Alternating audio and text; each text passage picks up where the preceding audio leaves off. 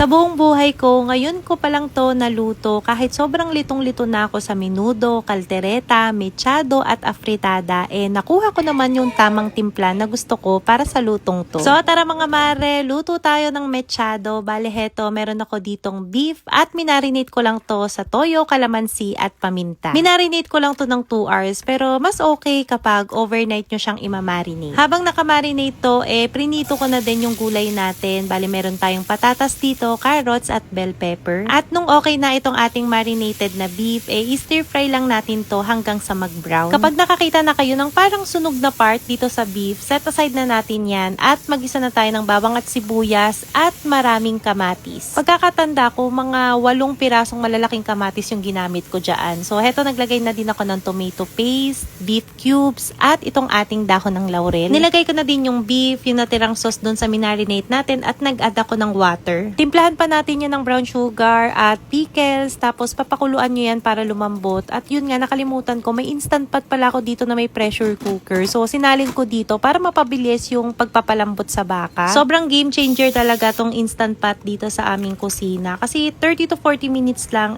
malambot na yung baka. Pero kung walang pressure, pwede nyo pakuluan yan ng 1.5 hours to 2 hours para lumambot yung baka na parang corned beef na yung lambot niya. So, nilagay ko na nga din pala dito yung patatas, carrots at bell pepper. At ayan, meron na tayong mechado. Ang sarap niya, pero wag kayong malito dahil hindi to kaldereta. O siya, kain tayo.